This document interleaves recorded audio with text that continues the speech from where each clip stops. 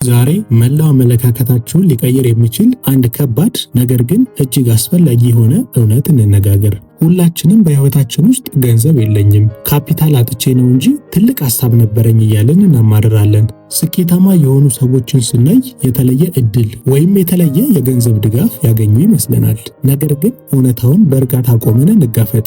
በዚች ምድር ላይ ፈጣሪ ለድሃውም ሆነ ለሀብታሙ፣ ለተማረውም ሆነ ላልተማረው፣ ለጤናማውም ሆነ ለታማሚው በእኩልነት ያለምንም አድሎ የሰጠን አንድ ትልቅ ሀብት ቢኖር ጊዜ ነው። ቢል ጌትስም በቀን ያለው 24 ሰዓት ነው። መንገድ ላይ የሚለምነውም ሰው ያለው 24 ሰዓት ነው። ታዲያ አንዱ ሚሊዮን ዶላሮችን ሲያተርፍ ሌላኛው ለምን የዕለት ጉርሱን ያጣል? ሚስጥሩ ያለው በካፒታል መጠን ላይ ሳይሆን የተሰጠንን ይህንን ክቡር ጊዜ እንዴት እንጠቀምበታለን በሚለው ላይ ነው። ዘመናዊው ዓለም በተለይም የሶሻል ሚዲያ ቴክኖሎጂ ጊዜያችንን በነፃ እየሰረቀ እኛን ግን በድህነት እንድንማቀቅ እያደረገን ነው። ገንዘብ ከጠፋ መልሶ መስራት ይቻላል። ጤና ከታወከም በሕክምና ሊመለስ ይችላል።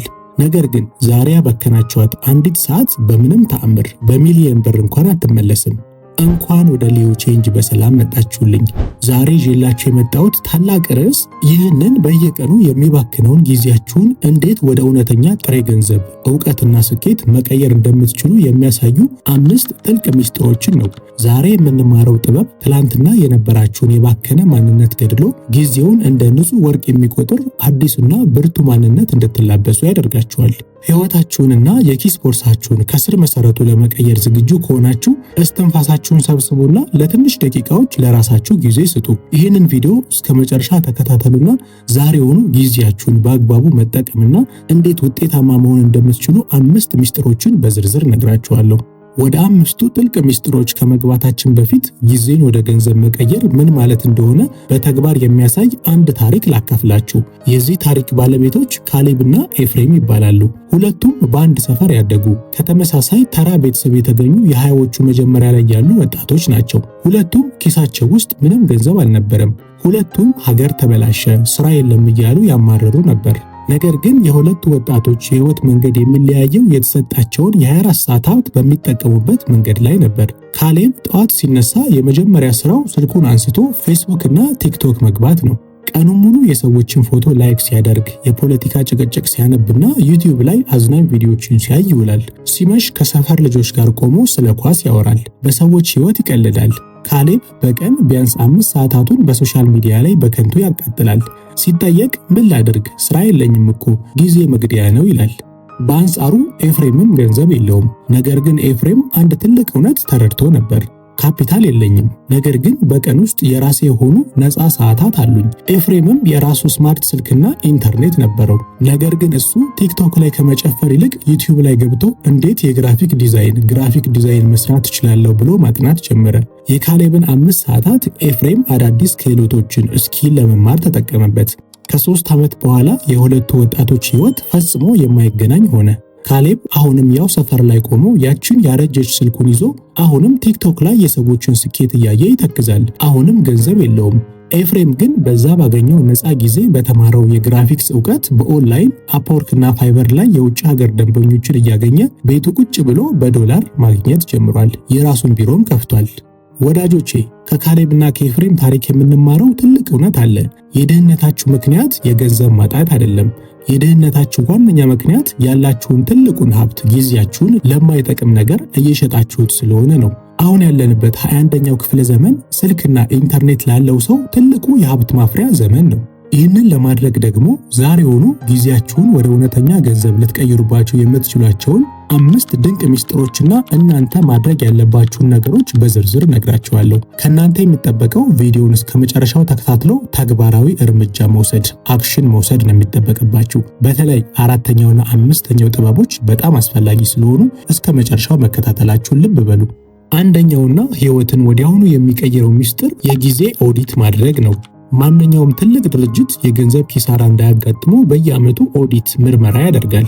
እኛስ ትልቁ የህይወት ካፒታላችንን ጊዜያችንን ኦዲት አድርገን እናውቃለን? አብዛኞቻችን ስንጠየቅ ቢዚ ነኝ፣ ጊዜ የለኝም እንላለን። ነገር ግን ይህ ትልቁ የዘመናችን ውሸት ነው። እስቲ አንድ አስደንጋጭ የሂሳብ ስሌት እንስራ። በቀን ውስጥ 3 ሰዓት ብቻ ቲክቶክ፣ ፌስቡክ ወይም ኢንስታግራም ላይ ታሳልፋላችሁ ብለን እናስብ። በቀን 3 ሰዓት በሳምንት 21 ሰዓት ይሆናል። በዓመት ውስጥ ደግሞ 1095 ሰዓታት ይመጣል።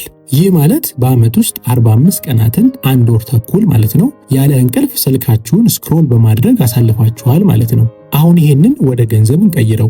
የእናንተ የአንድ ሰዓት ዝቅተኛ ዋጋ 100 ብር ነው ብለን እናስብ። በዓመት ውስጥ 109500 ብር ከ100 ሺህ ብር በላይ ቲክቶክ ላይ ያቃጥላችኋል ማለት ነው። እናንተ በነፃ እየተዝናናው ነው ብላችሁ ታስባላችሁ።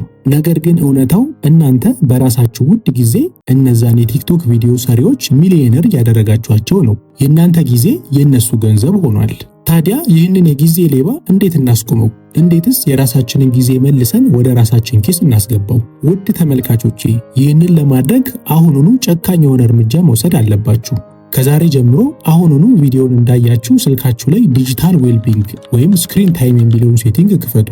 ትላንትና የትኛው አፕሊኬሽን ላይ ስንት ሰዓት እንዳጠፋችሁ በግልጽ ያሳያችኋል። ያንን ስታዩ የምታባክኑት ጊዜ ያስደነግጣችኋል። ዛሬ ሆኖ ውሳኔ ወስናችሁ ለእነዚህ አፕሊኬሽኖች የሰዓት ገደብ አብሩላቸው። በቀን ከ30 ደቂቃ በላይ ቲክቶክ እንዳይሰራ ዝጉት። ያንን የተረፈውን 2 ሰዓት ተኩል ደግሞ አዲስ እውቀት ለመማር፣ መጽሐፍ ለማንበብ ወይም ጤናችሁን ለመጠበቅ አውሉት። ጊዜያችሁን ኦዲት ስታደርጉ የጠፋባችሁን ገንዘብ የት እንደወደቀ ታገኙታላችሁ። ሁለተኛው ሚስጥር ጊዜን ከማጥፋት ወደ ጊዜን ኢንቨስት ማድረግ መሸጋገር ነው። በድሆችና በሀብታሞች መካከል ያለው ትልቁ የአስተሳሰብ ልዩነት እዚህ ጋር ነው። ድሃ አስተሳሰብ ያለው ሰው ጊዜውን ያጠፈዋል። ሀብታም አስተሳሰብ ያለው ሰው ግን ጊዜውን ኢንቨስት ያደርገዋል። ጊዜን ማጥፋት ማለት ምን ማለት ነው? ፊልም ማየት፣ ጌም መጫወት፣ ወሬ ማውራት ጊዜን ማጥፋት ነው። ድርጊቱ እንዳለቀ ምንም የሚቀርላችሁ ትርፍ የለም። ጊዜን ኢንቨስት ማድረግ ማለት ግን ዛሬ ለምትሰሩት ስራ ነገ ትርፍ የሚያስገኝላችሁን ተግባር መፈጸም ነው። ለምሳሌ በቀን 1 ሰዓት ቪዲዮ ኤዲቲንግ መማር አሊያም ኮዲንግ ማለማመድ ጊዜን ኢንቨስት ማድረግ ነው። ዛሬ የምትሰጡት 1 ሰዓት ከ6 ወር በኋላ በየወሩ 50 ሺህ ብር የሚያመጣላችሁ ቢዝነስ ሊሆን ይችላል። ስለዚህ ተመልካቾቼ ከዛሬ ጀምሮ ህይወታችሁን የሚቀይር አንድ ህግ አውጡ። የ1 ሰዓት ህግ ይባላል። ምንም ያህል ቢዚ ብትሆኑ በቀን ውስጥ ያለምንም መቆራረጥ ማንም ሳይረብሻችሁ 1 ሰዓት ብቻ ለራሳችሁ ክህሎት ማሳደጊያ ስጡ። በዛች 1 ሰዓት ውስጥ ዩቲዩብ ላይ ገብታችሁ አዲስ የቢዝነስ ሐሳብ፣ የሽያጭ ጥበብ፣ ሴልስ ስኪል ወይም የዲጂታል ማርኬቲንግ ኮርስ ተማሩ። በዓመት ውስጥ 365 ሰዓታት ይሆናል። ይህ ሰዓት በማንኛውም ዩኒቨርሲቲ ከሚሰጠው ትምህርት በላይ ዕውቀትና ገንዘብ ያስገኝላቸዋል። ይህኛውም በተለይ አክቹዋሊ ብዙ ሰው አሁን ላይ እየተሸወደበት ያለው ነገር ቢኖር ይሄ ነው። አሁን ያለንበት ዘመን የዲጂታል ዘመን ነው።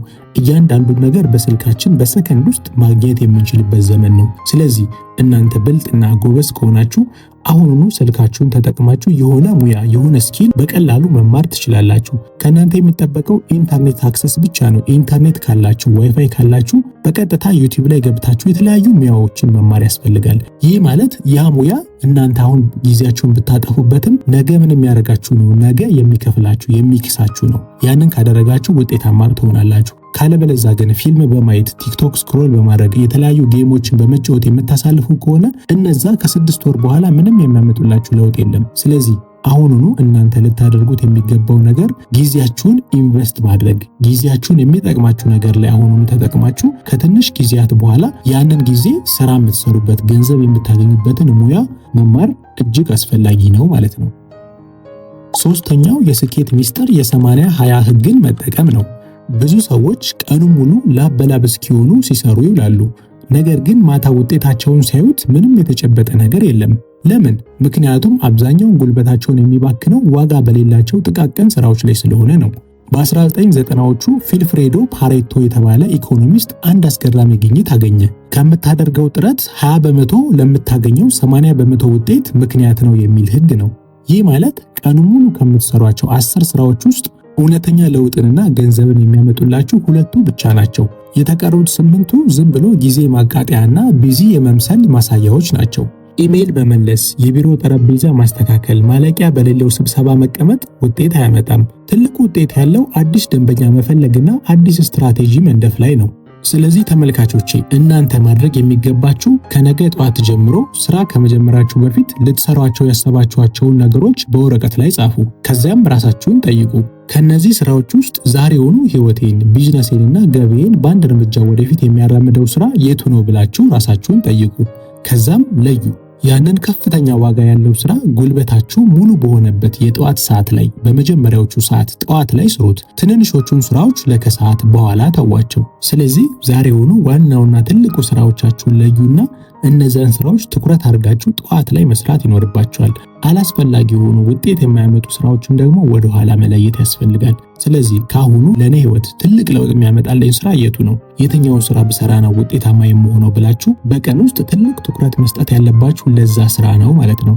ይሄ በተለይ ዲስትራክሽን የምንለው ነው። አሁን ላይ ብዙ ነገሮች ዲስትራክት ያደርጉናል። ትኩረታችንን አንድ ነገር ላይ አድርገን እንዳንሰራ የሚያደርጉ ነገሮችን መቀነስ ማለት ነው። በቀን ውስጥ 10 ስራዎች የምትሰሩ ከሆነ ከነዚህ 10 ስራዎች ውስጥ የትኛው ነው እናንተን ስኬታማ የሚያደርጋችሁ፣ ውጤት የሚያመጣላችሁ፣ ገንዘብ እንድታገኙ የሚረዳችሁ የሚለውን ነገር እናንተ ካሁኑ መለየት ያስፈልጋል። 10 ነገር ስለረገጣችሁ 10ሩም ነገር ውጤት ያመጣል ማለት አይደለም። ስለዚህ ልብ በሉና በቀን ውስጥ እናንተ ትኩረት ሰጥታችሁ መስራት ያለባችሁን ትልቁን ስራ ምረጡ። ያንን ስራ ከመረጣችሁ በኋላ ነው ምን ማድረግ የምትችሉት? እዛ ስራ ላይ አድምታችሁ መስራት የምትችሉት ማለት ነው። አራተኛው ሚስጥር የእምቢ ባይነት ጥበብና ትኩረት ሰራቂዎችን ማስወገድ ነው። ስቲቭ ጆብስ በአንድ ወቅት ትኩረት ወይም ፎከስ ማለት ለአንድ ነገር አዎ ማለት አይደለም፣ ትኩረት ማለት ለሌሎች በመቶ ለሚቆጠሩ ጥሩ ሐሳቦች እምቢ ማለት መቻል ነው ብሏል። በአካባቢያችሁ ያሉ ሰዎች የራሳቸውን አጀንዳ በእናንተ ላይ ሊጭኑ ይፈልጋሉ። እና ሻይን ጠጣ፣ እና እዚች ጋር ደርሰን እንምጣ ይሏቸዋል። እናንተ ደግሞ ሰውን ላለማስቀየም ስትሉ ትሄዳላችሁ። ወዳጆቼ ለሰው አዎ ባላችሁ ቁጥር ለራሳችሁ ህልም፣ ለራሳችሁ ስኬትና ለራሳችሁ የባንክ ሂሳብ እምቢ እያላችሁ መሆኑን እወቁት። የራሳችሁን ጊዜ ካላከበራችሁ ማንም ሰው አያከብርላችሁም። ስለዚህ ውድ ተመልካቾቼ ጊዜያችሁን ልክ እንደ ባንክ አካውንታችሁ ጥበቃ አድርጉለት። ፓስወርድ የሌለው ባንክ አካውንት ሁሉም ሰው ገብቶ እንደሚያወጣው ሁሉ እቅድ የሌለው ቀንም ሁሉም ሰው ያባክነዋል። ከዛሬ ጀምሮ ለህልማችሁ የማይጠቅሙ ግብዣዎችን እና ውይይቶችን በድፍረትና በትህትና እምቢ ማለትን ልመዱ። ይቅርታ ዛሬ መጨረስ ያለብኝ የራሴ ስራ አለኝ ብላችሁ መልሱ። ስራ ስትሰሩ ደግሞ ስልካችሁን ዱ ኖት ዲስተርብ ላይ አድርጉት። አንድን ስራ በጥልቅ ትኩረት ዲፕ ወርክ ስትሰሩ በ3 ቀን የሚሰራን ስራ በ3 ሰዓት መጨረስ ትችላላችሁ። ይሄ በተለይ ይሉንተኛ ለሆንን ሰዎች ነው። ይሉንተኛ መሆን የትም አያደርሰንም። እኛ ለስኬታችን የምናስብና የምንጨነቅ ከሆነ ዛሬውኑ አላስፈላጊ ለሆኑ ነገሮች፣ አላስፈላጊ ለሆኑ ውይይቶች፣ አላስፈላጊ ለሆኑ ጓደኞች፣ እኛን ወደፊት ለማያራመዱ ነገሮች እምቢ ማለትን መልመድ ይኖርብናል ማለት ነው። ምክንያቱም የብዙዎቻችን ስኬት የሚዘገየው እኛ ይሉንተኛ ስለሆነና ለጓደኞቻችንና እኛን ወደፊት ለማያራመደን ነገር እምቢ ማለት ስለከበደን ነው። ስለዚህ አሁኑኑ እምቢ ማለትን ልትለማመዱ ይገባል። እምቢ ስትሉ ለራሳችሁ ለስኬታችሁ የሆነ ነገር እየሰራችሁ እንደሆነ ለራሳችሁ ልትነግሩት ይገባል። ካለበለዚያ ግን እንትና እዚህ እንሂድ ሲላችሁ የምትሄዱ ከሆነ፣ ፊልም እንሂድ በሚሏችሁ ሰዓት ፊልም የምታዩ ከሆነ፣ እዚህ ጋር እንሂድ እዚህ ጋር እናድርግ የሚሏችሁን ከሆነ እያንዳንዱ ነገር የምታደርጉ ከሆነ ምንም ወደፊት ፈቀቅ የምትሉት ነገር አይኖርም ማለት ነው። ከእናንተ ስኬት ጋር፣ ከእናንተ ህይወት ጋር፣ ከእናንተ የወደፊት ዓላማ ጋር ለማይሄዱ ነገሮች አሁኑኑ እምቢ ማለትን ልትለምዱ ይገባል ማለት ነው። አምስተኛውና የመጨረሻው ሚስጥር ቀኑን የራስ ማድረግ ነው። በዓለም ላይ ያሉ እጅግ ስኬታማ ሰዎች ከዋረን በፌት እስከ ኤለን መስክ የሚጋሩት አንድ የጋራ ሚስጥር አላቸው። እሱም የጠዋቱን የመጀመሪያ ሰዓታት በጥብቅ ዲሲፕሊን መምራት ነው። የእንቅልፍ ሰዓት አልቆ ስንነሳ አእምሯችን ልክ እንደ ባዶ ዲስክ ንጹህ ነው። በዚህ ሰዓት መጥፎ ዜና ከሰማችሁ ቀናችሁ ሙሉ በጭንቀት ያልፋል። የብዙዎቻችን ጠዋት የሚጀምረው በድንጋጤ ነው። አላርም ይጮሃል፣ ስልክ እንነካካለን፣ በችኮላ ሻይ ጠጥተን ወደ ስራ እንሮጣለን። በዚህ መንገድ ቀኑ እናንተን እየነዳችሁ እንጂ እናንተ ቀኑን አልተቆጣጠራችሁትም። ስለዚህ ውድ ቤተሰቦቼ ጊዜያችሁን ወደ ገንዘብ መቀየር ከፈለጋችሁ ጠዋት ከለመዳችሁት 1 ሰዓት ቀደም ብላችሁ ተነሱ። ይህች ተጨማሪ 1 ሰዓት የእናንተ ብቻ ናት። ማንም አየር ላይ የለም፣ ጩኸት የለም። በዚህ ሰዓት ስልካችሁን ፈጽሞ አትንኩ። በምትኩ አእምሯችሁን አዘጋጁ። ለ10 ደቂቃ ጸልዩ ወይም አሰላስሉ፣ ሜዲቴት አድርጉ። በዕለቱ የምትሰሯቸውን ትልልቅ ስራዎች በወረቀት ላይ ጻፉ። እንዲሁም ለስራችሁ የሚያስፈልገውን ስትራቴጂ ነድፋችሁ ጨርሱ። ጠዋታችሁን በድል ከጀመራችሁ ቀኑን ሙሉ እንደ ንጉሥ ትውላላችሁ። ስለዚህ ጠዋታችንን መቆጣጠር ሙሉ ቀናችንን እንድንቆጣጠር ይረዳናል ማለት ነው። በተለይ ሁል ጊዜ እንደ ሀቢትም ልትወስዱት የምፈልገው ሁል ጊዜ 11 ሰዓት የመነሳትን ሀቢት ልታዳብሩት ይገባል። ከሌሊቱ 11 ሰዓት ስትነሱ ቀናችሁን በአንድ ስቴፕ ትቀድሙታላችሁ። አንደኛ ቀድማችሁ በምትነሱ ሰዓት ወደ ስራ ከመግባታችሁ በፊት የራሳችሁ የሆነ ጊዜ ይኖራችኋል ማለት ነው። አዲስ እውቀት ለመማር፣ ለማንበብ፣ ጸሎት ለማድረግ እስከ 1 ሰዓት ድረስ ኦልሞስት 2 ሰዓት ይኖራችኋል። አንድ ሰዓት እንኳን ወደ ስራ ብትወጡ ከ11 ሰዓት እስከ 1 ሰዓት ድረስ 2 ሰዓት ይኖረናል ማለት ነው። ስለዚህ ያ 2 ሰዓት አንድ ሰዓቱን የሆነ ስራ ብንሰራበት፣ የሆነ ሙያ ብንማርበት፣ የሆነ ስኪል ብንሰራበት፣ አንድ ሰዓቱን ደግሞ ጸሎት አድርገን ወደ ስራ ለምንዘጋጅበት ጊዜ ብንመድበው ቀናችንን ሙሉ ለሙሉ ተቆጣጥረነው እንውላለን ማለት ነው። ጀንበር ሳትወጣ በፊት እናንተ ተነስታችሁ ቀናችሁን ካሁኑ ልትቆጣጠሩትና ቀኑን የእናንተ ልታደርጉት ይገባል ማለት ነው። ወዳጆቼ ዛሬ ያወራናቸው 5 የጊዜ አጠቃቀም ሚስጥሮች ዝም ብለው የሚሰሙ ተረቶች አይደሉም። እነዚህ ሳይንስ ያረጋገጣቸው የሰው ልጅ ከተራ ኑሮ ወደ ታላቅ የገንዘብና የነጻነት ማማ የሚያወጡ እውነተኛ የህይወት ህጎች ናቸው። ጊዜያችሁ ካለ ሌላውን ሀብት በሙሉ ሰርታችሁ ማምጣት ትችላላችሁ። ነገር ግን ገንዘባችሁን አፍሰሳችሁ አንዲት ሴኮንድ እንኳን መግዛት አትችሉም። ስለዚህ ከዛሬ ጀምሮ ጊዜያችሁን እንደ ጥሬ ገንዘብ አስቡት፣ ኢንቨስት አድርጉት። ዛሬ እውነቱን ለመጋፈጥና ህይወታችሁን በተግባር ለመቀየር የወሰናችሁ ጀግኖች ኮሜንት ላይ እንነጋገር።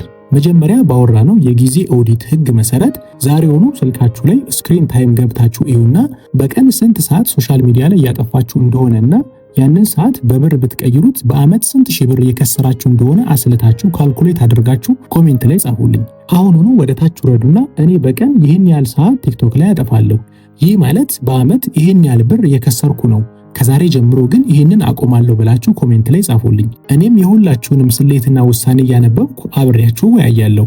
ይህ ቪዲዮ በውስጣችሁ አዲስ የስኬት ብርሃን ከፈጠረ፣ የተዘጋ አስተሳሰብን ከከፈተላችሁ ቪዲዮውን አሁኑኑ ላይክ ማድረጋችሁን በፍጹም አትርሱ። የእናንተ አንድ ላይክ ይህ ቪዲዮ ጊዜውን በከንቱ እያባከነ ለሚገኝና መፍትሄ ለሚፈልግ ብዙ ወጣት እንዲደርስ ትልቅ አቅም አለው። ስራ የለም እያለ ነገር ግን በቀን 5 ሰዓት ፌስቡክ ላይ ለሚያሳልፍ ጓደኛችሁና ለምትወዱት ቤተሰባችሁ ይህንን ቪዲዮ አሁኑኑ ሼር በማድረግ አጋሩት። ምናልባት ዛሬ ላካችሁለት ይህ ቪዲዮ የህይወትና የፋይናንስ አቅጣጫውን ይቀይርለት ይሆናል። እንዲሁም እንደዚህ አይነት አእምሮን የሚያድሱ የሚያነቃቁና ወደ እውነተኛ የገንዘብና የጊዜ ነፃነት የሚመሩ ጥልቅ ቪዲዮዎችን በየጊዜው ለማግኘት የሌዮ ቼንጅ ቤተሰብ መሆናችሁን አረጋግጡ። አሁኑኑ ሰብስክራይብ የሚለውን ቁልፍ ተጫኑ። እንዲሁም የደውል ምልክቱን መጫናችሁን አትርሱ። ሁል ጊዜ እኔ ቪዲዮ ስለቅ እንዲደርሳችሁ ያደርጋል። ጊዜያችሁ ትልቁ ካፒታላችሁ ነው። ጊዜያችሁን ጠብቁ፣ ሀብት ፍጠሩበት። ይህ ሌዮ ቼንጅ ነው። በሚቀጥለው ቪዲዮ ደግሞ የውሸት ሀብታም መሆናችሁን አቁማችሁ እውነተኛ ባለጸጋ የሚያደርጋችሁን 7 ሚስጥሮች ማወቅና ከአሁኑ ራሳችሁ ላይ መስራትና የገንዘብ አያያዝ መንገዳችሁን መለወጥ የምትፈልጉ ከሆነ ይህን ቪዲዮ ተመልከቱት። እጅግ ጠቃሚ የሆነ ቪዲዮ ነው። እዚህ ቪዲዮ ላይ እንገናኝ። በሚቀጥለው አበረታችና ህይወት ቀያሪ ቪዲዮ እስክንገናኝ ድረስ በጥበብ እደጉ፣ ሰዓታችሁን አክብሩ። ቸር ሰንብቱልኝ።